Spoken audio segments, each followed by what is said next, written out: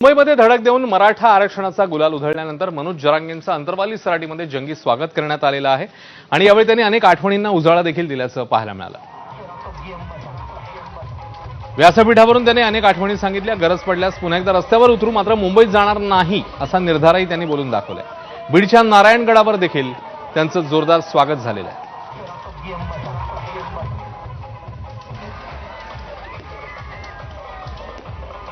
दरम्यान आरक्षणाच्या मुद्द्यावर जरांगे आणि भुजबळ यांच्यामधला वाद मात्र कायम राहिल्याचंच पाहायला मिळतंय।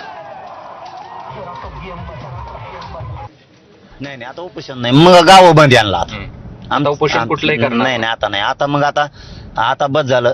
गुढीनी याला गुढीनं नसल जमत, त्याला नाविलाज आमचा।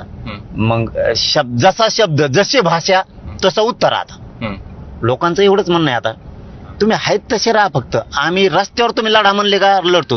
पाहिजे ना, सरकार पाहिजे काय। आता आंदोलनात जर करायचं असेल आणि सगळं घ्यायचं असेल तर ओबीसी समाज सुद्धा आंदोलनाला उतरेल ना। आता लहान लहान गावागावामध्ये सुरू आहे, उद्या एकत्रित येऊन सुरू करू।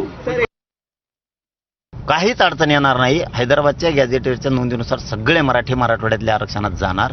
शंका याच्यासाठी नाही म्हणतो की जर कडं एखाद्या शब्दात मागा पुढे झालंच ती सुधारित जी.आर. काढायला तयार आहेत म्हणून म्हणतो। नाही काढला तर पुन्हा नाही असं मुंबई जायची गरज काय, गावातच येऊन देत नाही एका बी राज्यात। पुन्हा मुंबईला जा। अरे जायची गरज नाही, गावातच येऊन देत नाहीत आम्ही त्यांना। मग काय मुंबईला काय गावातच येऊन देत नाहीत। आमच्या गावातच यायचं ना, तुम्ही आमच्या घरी यायचं नाही। महाराष्ट्रात अजिबात नेत्याने मंत्र्यांनी यायचं नाही। कोर्टात जाणाऱ्यांना महाराष्ट्रात फिरू देणार नाही असं जरांगे पाटील म्हणतात। हाँ भाई ठीक है। अब वो तो जो है तो अभी त्यांनी जे आहे महाराष्ट्र विकतच घेतला की काय केलंय काय जेव्हा माहिती नाही, काय सगळं राज्य त्याच बघू आम्ही काय करायचं।